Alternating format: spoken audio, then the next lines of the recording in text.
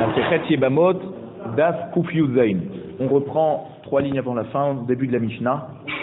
La Mishnah nous dit comme ça. Bet Shammai Omrim, Tinase, Vetitol Ktubata. Bet Hillel Omrim, Tinase, Velo Titol Ktubata. Alors, il y a encore une autre marloquette entre Bet Shammai et Bet Hillel à propos de la femme qui vient témoigner au Bet Din que son mari est décédé. Alors Bet Shammai dit, une femme qui arrive comme ça au Bet Din, elle est née et ménette, on lui fait confiance, on la croit sur parole, pour deux choses. D'abord, pour pouvoir se remarier, et aussi pour pouvoir récupérer la Ktuba. Si on la croit que son mari est décédé, alors elle peut récupérer aussi la Ktuba. Bet Hillel dit non, qu'on la croit c'est pour pouvoir se remarier. Mais aller jusque demander aux héritiers finalement de ce mari qui est décédé de payer la Ktuba, non, pas jusque-là. Amroulem Bet Shammai. Alors Bet Shammai dit à Bet Hillel, comment vous dites ça? Itartem erva chamura velonatir mamon hakal. Vous avez autorisé le issour erva d'une femme qui est considérée comme une femme mariée. Vous l'avez autorisé à se remarier par le fait qu'elle témoigne que son mari est décédé, ce qui est le plus hamour. Et pour une histoire d'argent, vous refusez? Pour l'argent qui est calme, c'est le problème le moins compliqué. Vous demandez à ce qu'on ne la croit pas pour pouvoir récupérer sa Ktuba? Amroulem Bet Hillel. Bet Hillel ont répondu à Bet Shammai. Matsinou, on a trouvé un cas similaire, que malgré qu'on a fait confiance et on a cru une personne par rapport à un issour de Herva, on l'a pas cru pour un inyan de Mammon. Alors que l'argent, c'est vrai que vous avez raison, qu'il est moins compliqué à trancher que le problème de la Herva. Parce que chez En Achi Nichnasi la Nachala, Alpiha, ça veut dire les frères de ce mari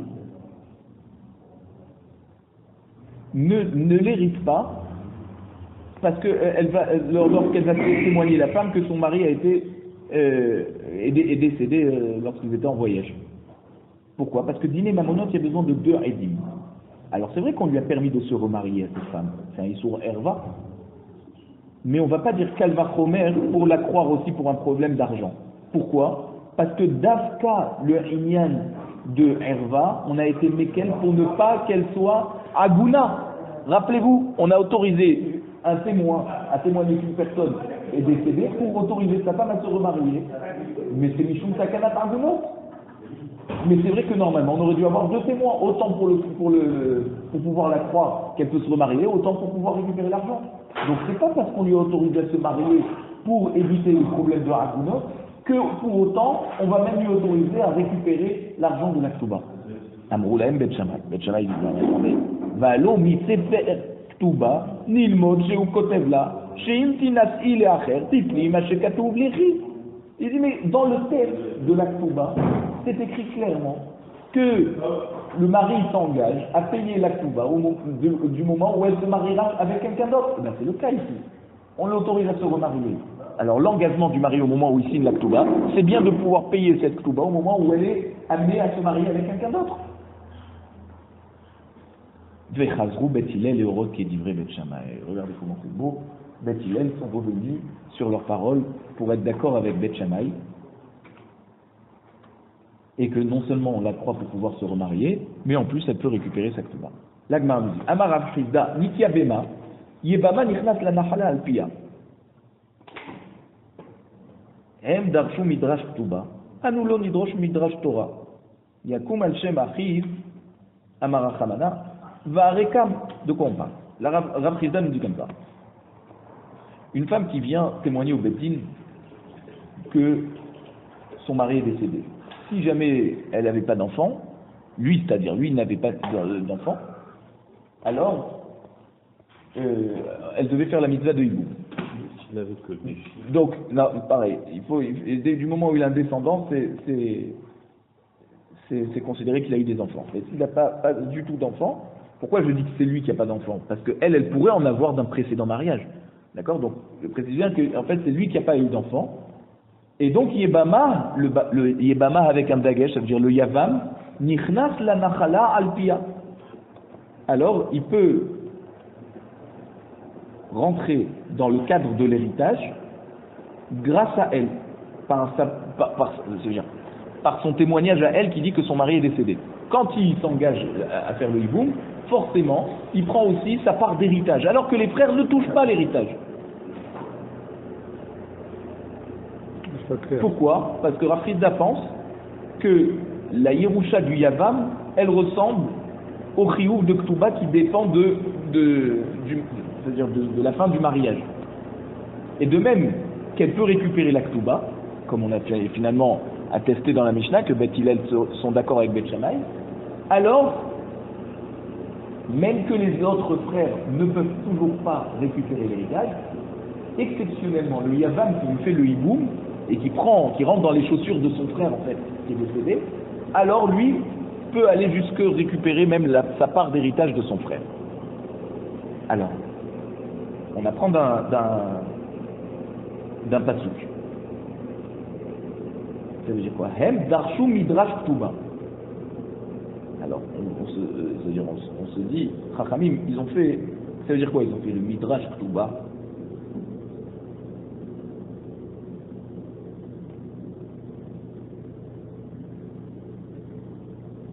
C'est-à-dire, ils ont expliqué que quand la Ktuba nous dit que le mari s'engage à payer la Ktuba du moment où la femme devra se remarier, donc la Gemara demande, à nous l'onidrosh midrash Torah, est-ce que nous on va pas, si déjà Chachamim ont tiré des enseignements à partir d'une Ktuba, alors nous on va pas tirer des enseignements de la Torah. Qu'est-ce qui est écrit dans la Torah? Yakum al shem achiv amar Hamana. Le Yavam se lèvera à la place de son frère, c'est-à-dire qu'il rentrera dans le statut de son frère. Va à Rekam, et quand elle a fait Yiboum, grâce à son témoignage à elle, qui a témoigné que son mari était décédé, alors le Yavam a pris la place. Donc c'est pour ça que lui peut prendre sa part d'héritage par rapport à sa parole à elle. Selon la parole de la femme, c'est-à-dire sa parole lui a autorisé à se remarier avec le Yavam. Alors, donc on voit que de la Gemara, il est logique de mettre une exception au Yavam par rapport à ses autres frères. Vu que lui prend des engagements dans le Hiboum, alors lui il peut prendre sa part d'héritage. La Gemara continue. Amar Rav Nachman. Bat le beddin ve amramet ba'ali. Rav Nachman nous dit, si une femme est venue au beddin et elle dit son mari est décédé, Hetiruni leinase, autorisez-moi à me remarier, elle dit comme ça, Matirin ota leinase, on l'autorise à se remarier. Donc on accepte ses paroles. Venotnim la ktuba, et elle peut encaisser la ktuba. Tnuli ktubati, maintenant si elle arrive au beddin, et au lieu de dire, c'est-à-dire elle dit, c'est-à-dire, elle dit pas que son autorisez-moi à me marier. Elle témoigne que son mari est décédé, et d'un coup elle dit donnez-moi ma ktuba. Alors asleinasem matirinota. Alors même se remarier, on ne lui autorise pas, parce qu'elle a commencé à parler de la ktuba. Maïta'ama, pourquoi? Adarta de ktuba atay, parce qu'elle est venue avec l'intention juste de récupérer la ktuba. Donc, ça veut dire quoi? Ça veut dire que quand on croit cette femme, c'est pour pouvoir se remarier. Mais si elle vient pour demander directement la ktuba, alors on va lui dire, madame, il faut 2 témoins. Ibaralego. Là, on va se poser la question au Beth Midrash. Et Tirouni leinase. Autorisez-moi à me marier. Utnuli ktubati. Et donnez-moi la ktuba. Maou, quel est le din? Kevan de amran ktubata adarta de ktuba atay. Puisqu'elle a mentionné la ktuba, alors c'est parce qu'elle est venue pour ça. Odilma.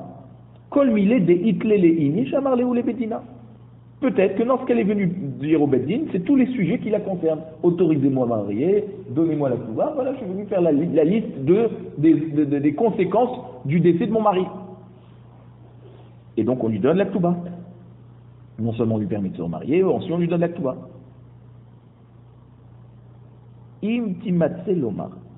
Kol milé de itle le inish amar lehu le bedina. Si tu veux me dire qu'elle est venue présenter toutes ces requêtes au Beddin, Tnulik tubati vetiruni le inase mahu. Si elle arrive au Beddin, elle dit les deux choses. Donnez-moi ma ktuva et autorisez-moi à me remarier. Quel va être le din?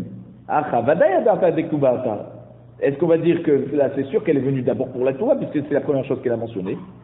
Ou alors peut-être non, parce qu'elle ne sait pas avec quoi elle va être autorisée, par le fait qu'elle vient réclamer la ktuva ou par le fait qu'elle demande à pouvoir se remarier. Elle a présenté dans le désordre ses requêtes au Beddin. Qui nous dit que c'est parce qu'elle est venue spécialement pour récupérer la ktuba? Alors on n'a pas tranché cette question. Parce que les deux sont possibles, donc on n'a pas tranché. C'est difficile. À mon avis, c'est des choses qu'on doit faire cas par cas. C'est-à-dire, voilà, le problème c'est que quand elle vient parler d'abord de la ktuba, ce qu'on craint, c'est que finalement son mari n'est pas décédé et qu'elle ne dit pas la vérité. Donc déjà, bien sûr, on ne l'autorise pas à se remarier, mais est-ce que pour autant on va l'autoriser à récupérer la ktuba? C'est un problème. Ou alors que non, elle ne sait pas. Elle est venue raconter son mari est décédé, et voici les conséquences. C'est la ktuba, et aussi la possibilité de se remarier. Parce que bon, elle pense dans sa tête qu'avant de refaire sa vie, elle termine sa première histoire dans sa vie. Et sa première histoire se termine par la ktuba. Ensuite, elle peut penser à se remarier. Ou alors non, peut-être qu'elle est venue et qu'elle a parlé juste d'abord de la ktuba, c'est ce qui l'intéresse, et on craint, on ne sait pas. Et comme on se fie juste à sa parole, et on n'arrive pas à trancher, alors c'est pour ça que c'est resté en suspens. Il peut y avoir des gens issus de familles très pauvres, et qui pour eux, évidemment, l'affaire du mari, c'est une conséquence grave. La peur maintenant se retrouve vraiment dans le rien, alors évidemment, pas que parce que c'est vrai maintenant. Maintenant il est mort, qu'est-ce qu'il va faire? Mais maintenant, comment ça continue? Vous avez raison, c'est vrai. C'est pour ça que les époques où c'est pas facile, hein. C'est pour ça que ça va pas être tranché. Ça va pas être tranché. C'est des choses qu'il faut analyser quand même. Alors, le Rambam, lui, il a dit que même quand elle dit « Donnez-moi ma ktuba et autorisez-moi à me remarier », on lui autorise à se remarier. Même qu'elle ne récupère pas la ktuba. Parce que pour la ktuba, il dit qu'il faudrait deux témoins, et puisqu'elle a parlé d'abord de ça. Mais en tout cas, on l'autorise à se remarier. C'est le plus important. La Mishnah. Akol ne'emanim le'aïda. Tout le monde peut témoigner pour une femme qu'elle a perdu son mari, sauf sa belle-mère et sa belle-sœur. Vetsarata et la rivale aussi. Pourquoi la rivale? Parce que pourquoi elle est rivale? Parce que tant qu'il y a une autre femme pour ce mari, alors la rivale se dit j'ai pas l'exclusivité pour mon mari et je peux pas l'avoir quand je veux. Donc c'est pour ça qu'il y a une certaine haine, une rivalité, ce qu'on appelle la rivale entre les deux femmes. Viyebimta, ça veut dire la femme du frère de son mari, donc sa belle-sœur. Pourquoi? Pourquoi? Parce qu'elle craint que son mari va mourir et que la belle-sœur craint pas que son propre mari, que son beau-frère va mourir et que son mari va devoir faire hiboum et qu'elle va devenir rivale. Déjà avant que ça arrive, elles sont considérées comme rivales. Ou Bat Barla est aussi la fille de son mari. C'est-à-dire si son mari avait une fille, elle avait une fille plutôt. Alors, Bat si Barla. Pas de son mari. Ça veut dire il a une fille d'un précédent mariage. Donc là, on ne parle pas de hiboum, hein. Il n'est pas rêve de hiboum. En tout cas, il a une fille d'un précédent mariage. Ah oui. Alors, cette fille-là sera toujours en rivalité avec la nouvelle femme de son père. Toujours été. Alors, donc ces 5 femmes ne sont pas dignes de confiance pour témoigner que le mari est décédé. Ma ben get lemita. Alors pourquoi à propos de get, elles sont, c'est-à-dire, tout le monde est cru pour pouvoir témoigner au Beddin que ce get a été écrit et signé devant moi. Même ces 5 femmes sont susceptibles de pouvoir amener amener ce guet au beddin, et on ne craint pas qu'elles mentent parce qu'elles veulent éliminer une rivale. Alors pourquoi dans le guet on ne craint pas? Alors,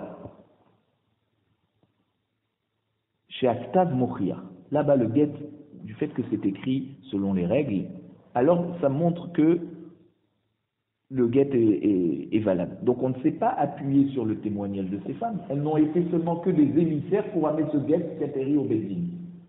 D'accord? Alors que quand elles viennent témoigner que le mari est décédé, on s'appuie sur leurs propres paroles. Donc c'est pour ça que là, dans ce cas, elles ne sont pas crues. La Gemara s'est posé la question. Iba elle est Batramia, Maou, la fille du beau-père. C'est-à-dire, on a dit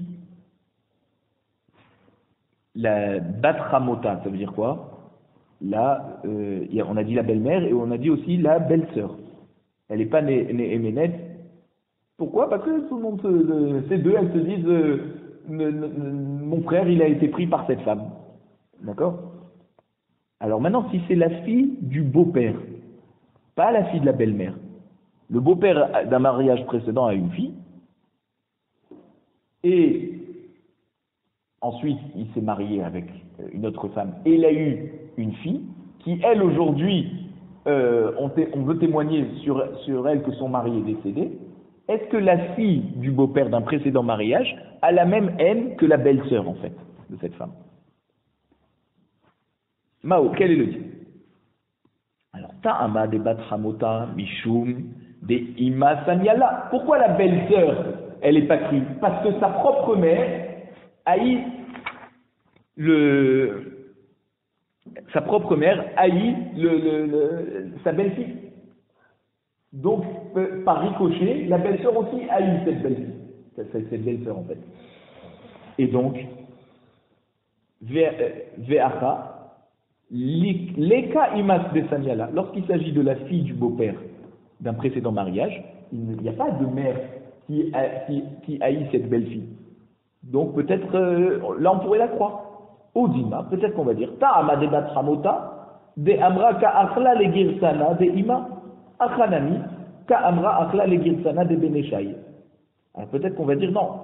Pourquoi la belle-sœur, on ne la croit pas? C'est pas parce qu'elle haït du fait que sa propre mère haït cette femme, cette belle-fille, cette belle-sœur. C'est parce que la belle-sœur va dire, c'est la femme de mon frère qui est en train de récupérer le fruit de tout ce que ma mère a investi dans son fils. Et donc, là, quand il s'agit de la fille du beau-père, alors elle aussi, on ne va pas la croire. Pourquoi? Parce que c'est vrai qu'elle n'a pas un lien de parenté. C'est pas la fille de la belle-mère. Mais qu'est-ce qu'elle va dire? Ka'amra achla le girsana de Beneshai. Elle va dire, par le fait que celui-là, il va un jour hériter, il va hériter les affaires de mon père, alors il y a une certaine haine. Pourquoi? Parce que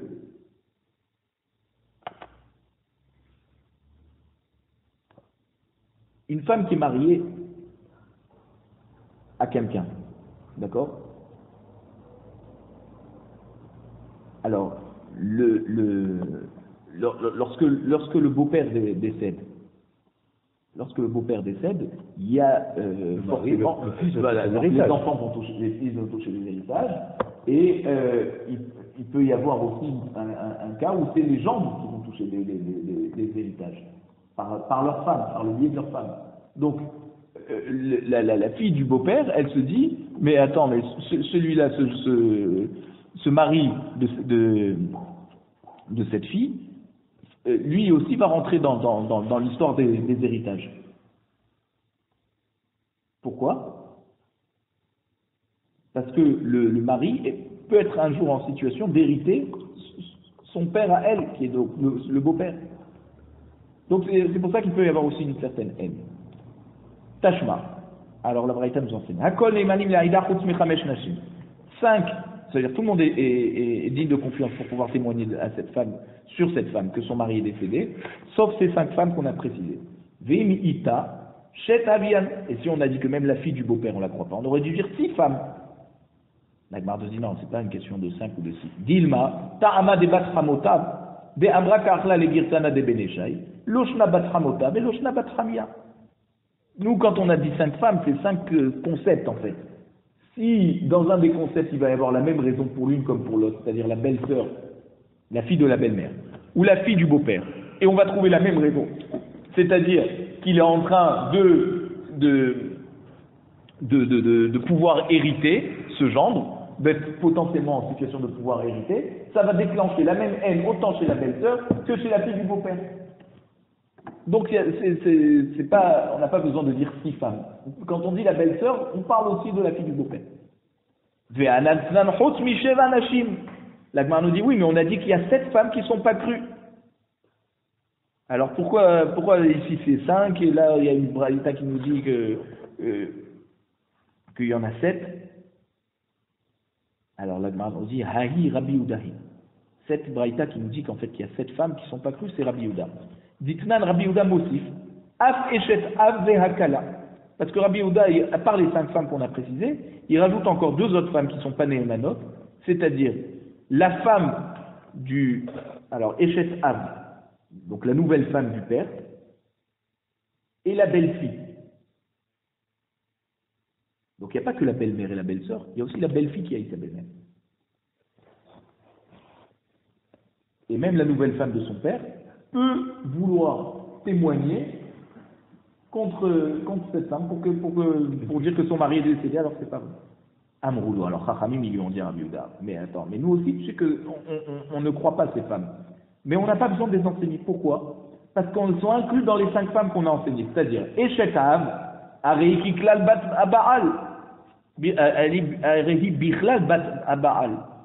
On a dit la fille du père d'un précédent mariage. C'est exactement la même chose que la nouvelle femme du père d'un mariage suivant. Il y a la même haine. Donc c'est pour ça qu'on n'a pas précisé. Et Kala, Bichlal Chamota. Si on a dit que la belle-mère, elle a eu la belle-fille, forcément la belle-fille aussi, elle a eu la belle-mère. Donc c'est pour ça qu'on n'a pas eu besoin de préciser aussi que sa belle-fille ne peut pas témoigner contre elle, pour elle en disant que son mari est décédé. Et Rabbi Yehuda qui a précisé lui, Kala et Eshet Av, qu'est-ce qu'il va répondre? Bish la mahamota de Sanya la Kala de Amraka Achla le Girsanai. Il dit je comprends la belle-mère, elle a eu la belle-fille, pourquoi? Parce qu'elle dit cette femme est en train de tirer profit de tout ce que j'ai investi pour ce fils. Et la Kala, Maïtar Masanya la Hamota, mais la belle-fille, pourquoi elle haïrait sa belle-mère? Au contraire. La belle-mère ne récupère aucun bénéfice de ce que la belle-fille va investir. Donc pourquoi elle haïrait? Au contraire, elle devrait l'aimer d'avoir fait un enfant aussi parfait que son mari qu'elle aime. Alors c'est pour ça qu'il dit qu'on a besoin de les enseigner séparément. On peut pas comparer. C'est vrai qu'il y a une haine entre la belle-fille et la belle-mère, mais c'est pas parce qu'il y a la haine de la belle-mère envers la belle-fille. Alors la Gemara dit attends, biche la mabata baal desania leisheta av. Alors je comprends que la fille du père, la fille du mari d'un précédent mariage, si elle viendrait témoigner que son père est décédé, rien que pour que cette femme soit libérée, ne soit plus partie prenante de cette famille, alors on comprend desania leisheta av parce qu'elle haït la femme de son père, la nouvelle femme de son père. Des Amrakar, la Legirsana DM, parce qu'elle dit elle est en train de tirer profit de tout ce que ma mère a investi. Avant que mon père la divorce ou avant qu'elle décède. En tout cas, elle est en train de rentrer dans une maison qui est déjà construite par ma mère dans le passé. Et la Esheta Av, mais la nouvelle femme du père, pourquoi elle haïrait la fille de son mari, d'un précédent mariage? Donc c'est pour ça que Rabbi Yehuda il enseigne ces cas séparément. Alors, et la maïm aussi tarté, alors on s'est posé la question, si on dit que la belle-fille n'a pas de raison de haïr sa belle-mère, et la nouvelle femme du père n'a pas de raison d'haïr la fille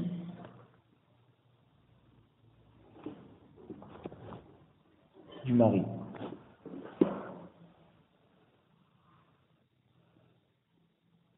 Alors, pourquoi Rabbi Yehuda il a rajouté?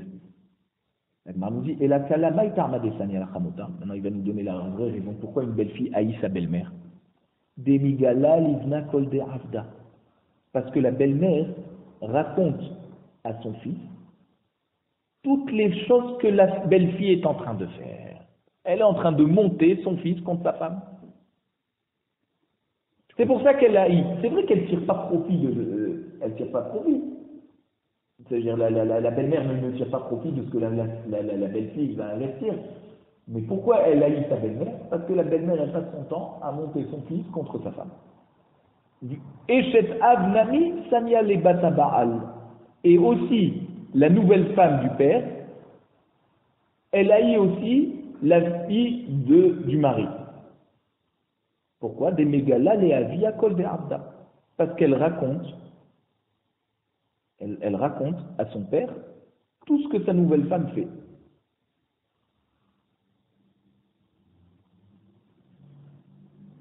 Donc c'est pour ça qu'il y a des histoires.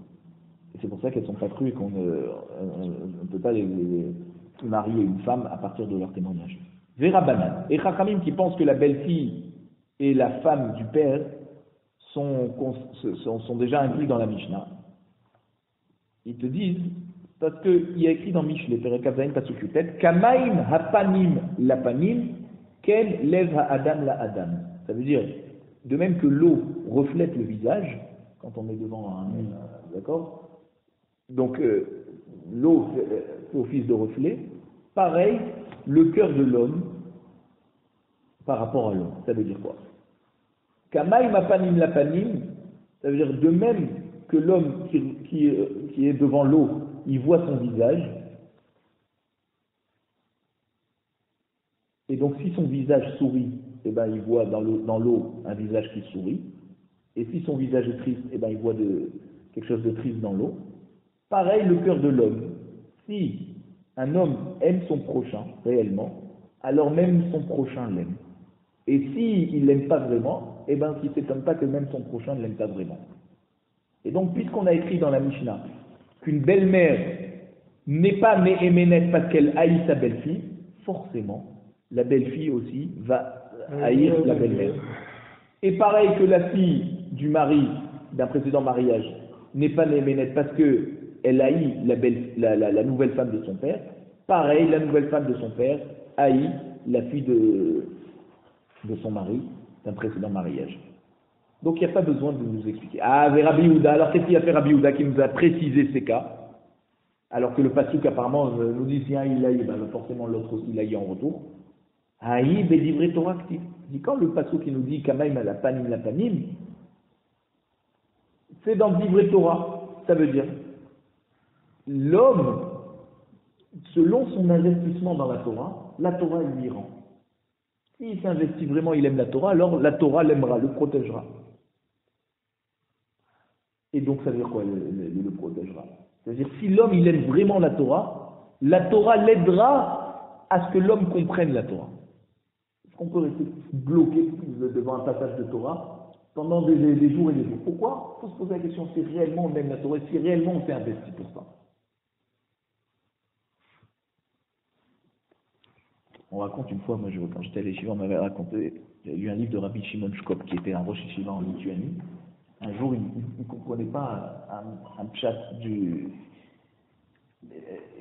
il est parti, il pleurait dans la yeshiva, jusqu'à que le rosh yeshiva l'a vu. Il a dit, je ne comprends pas ce que le Netzik de Valogine il a écrit. Et son rosh yeshiva lui a dit, va sur sa tombe et prie là-bas. Et c'est ce qu'il a fait. Il a prié pendant toute une nuit, tu aurais comme il a pleuré. Et le lendemain après, la fila, il a compris le pshat. Alors, la Mishnah on a dit dans la Mishnah que la belle-mère n'est pas néhéménète pour témoigner que son propre fils est décédé, c'est-à-dire le mari de sa belle-fille. Amarabacha Barazia. Be'o bama'arava hamota aba'a le'achar miken mahu mimaka da'ata demit ba'al venafla kameyavam vesaniala olo.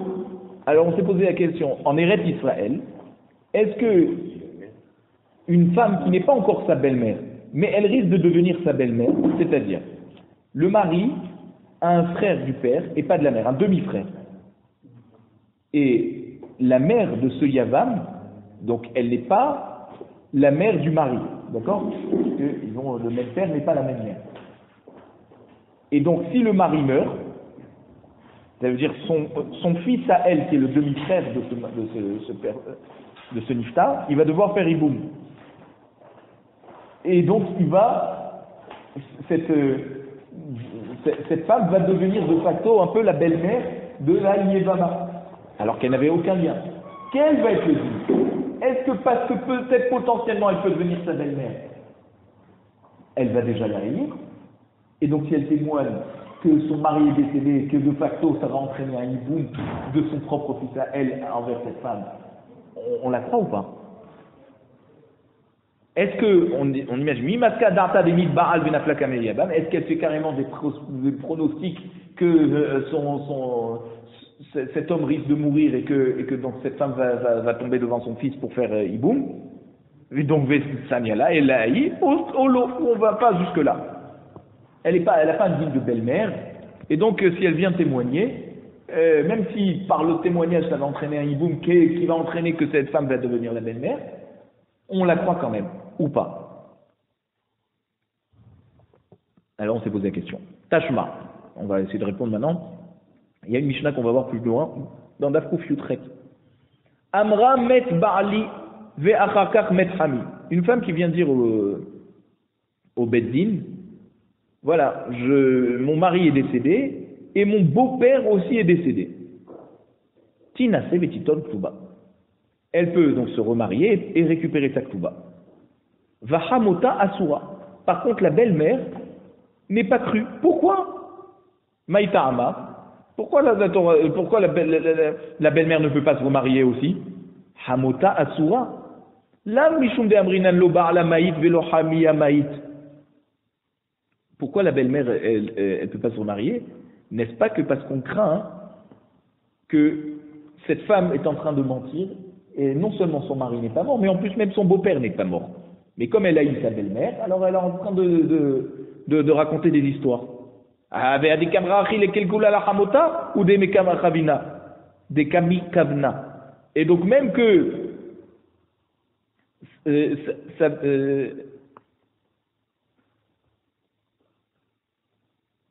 cette belle-mère n'a aucune raison d'être haïe par la belle-fille, puisque son mari est de l'autre côté de la mer.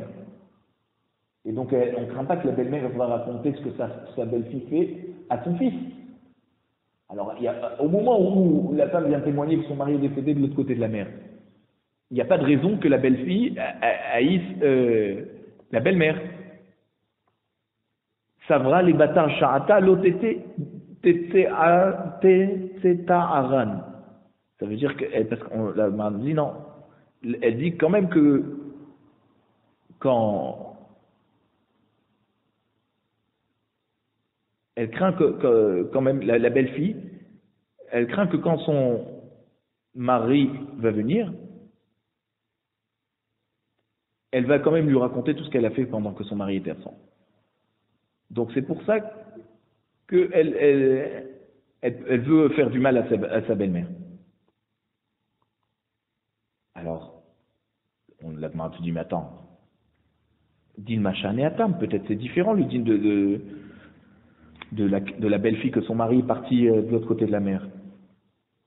Que même que pour le moment elle n'a pas d'histoire avec sa belle-mère, parce que sa belle-mère ne peut pas raconter ce qu'elle fait, dirgish la sahara. C'est-à-dire, elle ne peut pas témoigner que son beau-père est décédé parce que elle a déjà le tsar, la souffrance d'avoir été déjà une fois trahie un peu par sa belle-mère parce qu'elle a raconté les choses de son fils.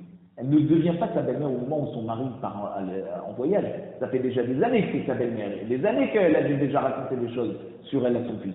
Donc même si aujourd'hui potentiellement elle peut rien raconter parce que son fils est à l'étranger, ça n'empêche pas que la haine est toujours là. Donc c'est pour ça que on ne peut pas la croire. Et ça c'est un safek. On ne sait pas, est-ce que on la croit ou pas. Ça n'a pas été tranché.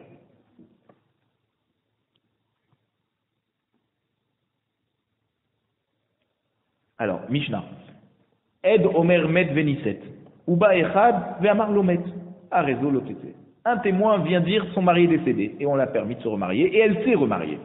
Et un autre témoin vient après et il dit mais non, mais pas du tout, il n'est pas décédé. Alors là, on ne croit pas le deuxième témoin. On la laisse marier avec son deuxième mari. Ed Omer Met ou Shnaim Omrim Lomet. Maintenant, si un témoin dit il est décédé, elle s'est remariée, et deux autres viennent dire mais pas du tout, il est vivant. Même si elle s'est déjà remariée, elle doit divorcer. Parce qu'ils ont quand même plus de pouvoir qu'un seul témoin. Maintenant, Shnaim Omrim Met Ve'ed Omer Lomet. Si deux témoins viennent dire qu'il est décédé, et elle ne s'est pas encore remariée là cette fois, et il y a un témoin qui vient dire mais non, il n'est pas mort. Même qu'elle ne s'est pas encore mariée, on croit les deux témoins et elle pourrait se remarier. Donc ce témoin qui est venu dire que le mari n'est pas décédé ne va pas semer le doute. L'Agmar nous dit, ma dénicette. Quand on permet, c'est parce qu'elle s'est déjà remariée. Un témoin dit que le mari est décédé, et un autre témoin, elle s'est mariée, et ensuite un autre témoin vient dire qu'il n'est pas décédé. Pourquoi on dit qu'elle reste mariée? Parce qu'elle s'est déjà mariée. À l'onicette, mais si elle ne s'est pas encore mariée, l'otinacé. On ne devrait pas lui permettre de se remarier, parce qu'il y a un contre un.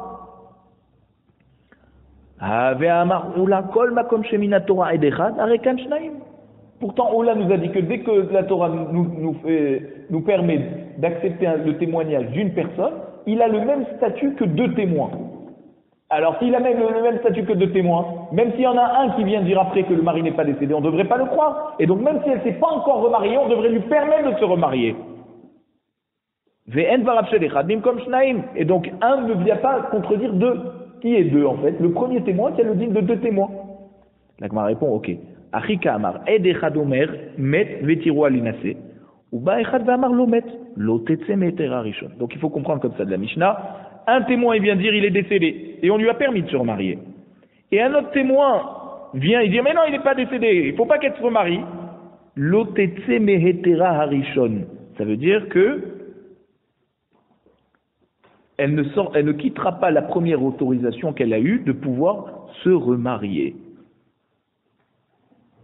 Mais si le Beddin n'a pas encore prononcé l'autorisation, alors le deuxième témoin, effectivement, il pourra venir contredire le premier témoin. Donc vous comprenez, tout dépend comment ça s'est passé. Si le premier est venu dire au Beddin il est décédé, et qu'on n'a pas encore tranché, et qu'il y en a un qui arrive qui dit mais pas du tout, il n'est pas décédé, on ne peut pas l'autoriser à se marier. Mais si le Beddin a déjà tranché qu'elle peut se remarier, même si elle ne s'est pas remariée, qu'il y a un autre témoin qui vient dire j'ai vu, il n'est pas mort, on lui autorise quand même à se remarier. Maintenant, dans la mission, on a dit Ed Omer Met, Veshnaim Omrim Lomet. Un, il dit le premier, c'est un seul témoin, il dit le mari est décédé. Deux autres témoins viennent dire qu'il n'est pas décédé. On a dit même si elle s'est remariée, elle doit divorcer. Pshita Le premier mari Mais non, on ne sait pas, il n'est pas revenu encore le premier mari. Donc elle s'est remariée en fait avec une deuxième personne, et là deux témoins viennent dire non, ton mari n'est pas décédé. Alors là, on a dit, même qu'elle est mariée avec le deuxième mari, il faut qu'elle divorce. La Gemara dit, pshita, c'est évident. Il ne peut pas y avoir la parole d'une personne qui peut être plus forte que deux personnes. Or, il n'y avait qu'une personne qui a dit que le mari est décédé, et deux personnes sont venues dire qu'il n'est pas décédé. La Gemara dit, oui, non mais attends, l'autre, bipsoulé et doute. Pourquoi on a besoin de cette Mishnah? C'est pour le digne de psoulé et doute. Ça veut dire que même si les deux témoins qui sont venus dire que le mari n'est pas décédé, ils sont eux-mêmes pas soula et doute. Par exemple, c'est quoi? Des femmes. Deux témoins, c'est des femmes qui arrivent, qui disent pas du tout, il n'est pas décédé. Et donc, Rabbi Nechemia, il a dit des Tanya, il a dit dans une braïta, Rabbi Nechemia Omer, Kol makom shemina Torah aedechad, halech achar rov deot. Ve'asu shte nashim be'ish echad, kishne anashim be'ish echad. Rabbi Nechemia nous dit, à chaque fois que la Torah a cru un seul témoin, a permis à un seul témoin de pouvoir avoir force de loi, alors il faut qu'on aille d'après Rov De'ot. C'est quoi Rov De'ot?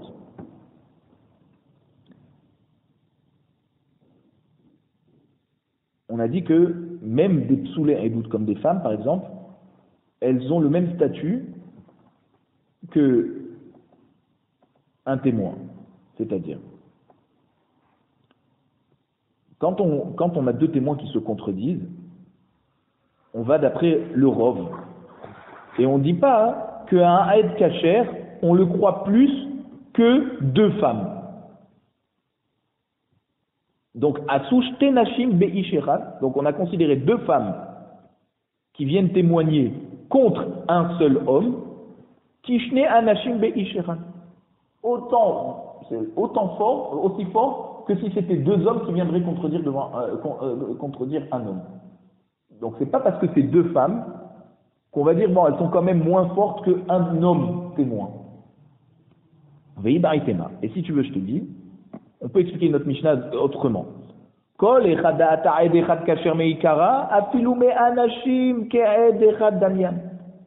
S'il y a eu un Ed Kacher qui est venu au début, et il a dit que le mari est décédé, et on l'a autorisé à se remarier, même s'il y a 100 femmes qui le contredisent, elles sont considérées comme un seul autre témoin. Et donc on va dire, de même que un qui vient contredire un autre n'est pas cru, parce que le premier, on a dit, a un statut de deux témoins, alors même 100 femmes qui viennent contredire le premier, on ne va pas les croire.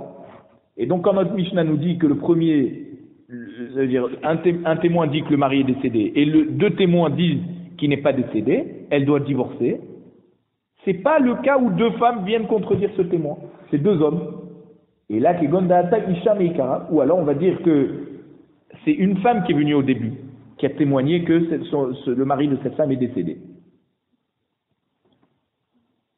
Et la Mishnah vient nous donner le chidouche, que s'il y a eu deux autres femmes qui sont venues après pour dire que le mari n'est pas décédé, eh ben elles vont être quand même crues pour casser le premier témoignage de la femme qui a voulu témoigner que le mari était décédé.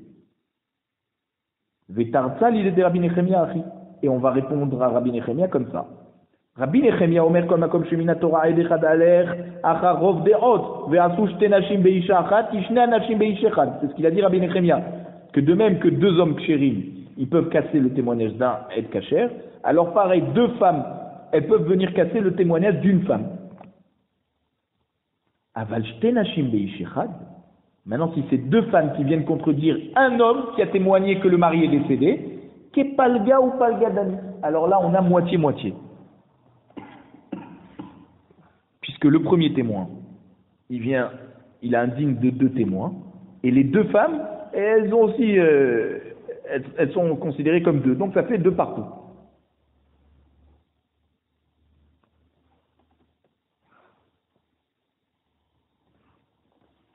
Après on a dit dans la Mishnah, Shnaim omrim met, ved omer lo met. Donc si deux ils disent qu'il est mort, et un ils disent qu'il n'est pas mort, même si on lui a déjà autorisé à se marier, qu'elle ne s'est pas encore remariée, elle peut se marier, on n'écoute pas le deuxième, d'accord, qui est bien dire que le mari n'est pas décédé. Maïka Mashmalan, quel est le chidouche ici? Vadaï que deux témoins sont plus forts qu'un témoin, et d'une fois qu'on a déjà tranché à partir de deux témoins, qu'est-ce qu'un témoin va venir changer? Ah, et si tu vas me dire Bepsoulé et doute, que les deux témoins qui sont dit que le mari est décédé, c'était en fait des femmes, par exemple, avec des Rabbi Nechemia, des Azil Batarov des Hot, et tu viens nous dire, comme le chidouche de Rabbi Nechemia, qu'on va d'après la majorité, Haïnoir.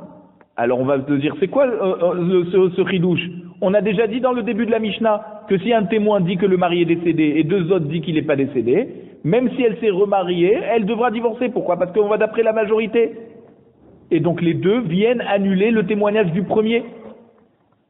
Alors on va dire, attends, Maoud et Makiazinan Batarov de Hot les Khumra, Avalekullalo, Kamashman. On aurait pu penser que quand c'est qu'on va d'après la majorité et qu'on écoute le témoignage des deux qui viennent dire après que le mari n'est pas décédé, et que même si c'est deux femmes, alors c'est la Khumra.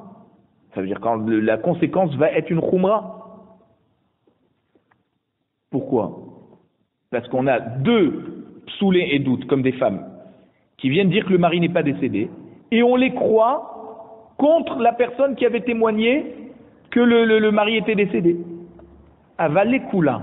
Mais quand il va y avoir une Kula, comme dans le cas ici de la Sefa, où les deux disent qu'il est décédé, et un seul, il vient dire qu'il n'est pas décédé, alors on va dire l'eau. Peut-être qu'on ne va pas d'après Rov Derot, et donc les deux qui sont psoulim, qui ont témoigné que le mari est décédé, ils sont seulement considérés comme un, et l'autre qui vient dire qu'il n'est pas décédé, ça fait un contre un. Kamash Malan que non, on ne dit pas comme ça. Alors, on va juste faire la Mishnah. La Mishnah nous dit comme ça. Achat omeret met. Alors là, maintenant, c'est deux femmes qui sont mariées à un seul homme. Et donc, elles sont rivales. Et elles reviennent de croisière et elles disent que le mari est décédé là-bas. Achat omeret met. Un, il dit qu'il est décédé. Ça veut dire, une des femmes dit que le mari est décédé. Achat omeret lomet. Et l'autre, elle dit pas du tout, il n'est pas décédé. Alors, zo shomeret met tinase vititol tuvata. Celle qui dit que le mari est décédé, eh ben, ça lui permet de pouvoir se remarier et de prendre la ktuva. Vezo shomeret lomet lotinase velotitol ktubata. Et l'autre qui dit qu'il n'est pas décédé, eh ben, elle ne se remariera pas, elle ne pourra pas récupérer la ktuba. Alors que les deux, elles sont mariées au même mari. Comme elle a dit qu'il n'est pas mort, shavia nafsha chaticha de'isura. Elle s'est considérée elle-même comme quelque chose d'interdit. C'est quoi quelque chose d'interdit? Une femme interdite à tout autre homme que son mari. Achat omeret met v'achat omeret neherad. Une, elle dit, il est décédé. L'autre, elle dit, il a été assassiné. Rabbi Meir Omer, O il ou makrishot zo et zo, arelu lo inasu. D'après Rabbi Meir, puisqu'elles se contredisent, alors les deux, elles ne peuvent pas se marier. Puisque forcément, il y en a une qui ment. Rabbi Yehuda et Rabbi Shimon Omrim, O il vezo vezo modot chez en kayam inasu. Alors Rabbi Yehuda et Rabbi Shimon disent, puisque les deux, finalement, sont en train de témoigner que le mari est mort de tout seul ou assassiné, en tout cas, il est mort, alors ça leur permet de pouvoir se marier. Marloquet. Ed Omer met. Un témoin dit le mari est décédé. Ed Omer lomet. Et avant qu'on a autorisé cette femme à se remarier, un autre témoin, il arrive au Beddin, il dit non, il n'est pas mort. Isha Omeret met, Isha Omeret lomet.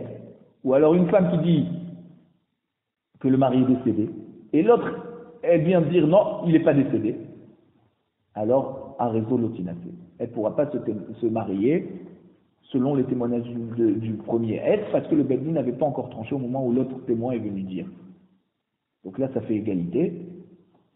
Et si malgré tout elle se mariait, eh ben, elle devra divorcer.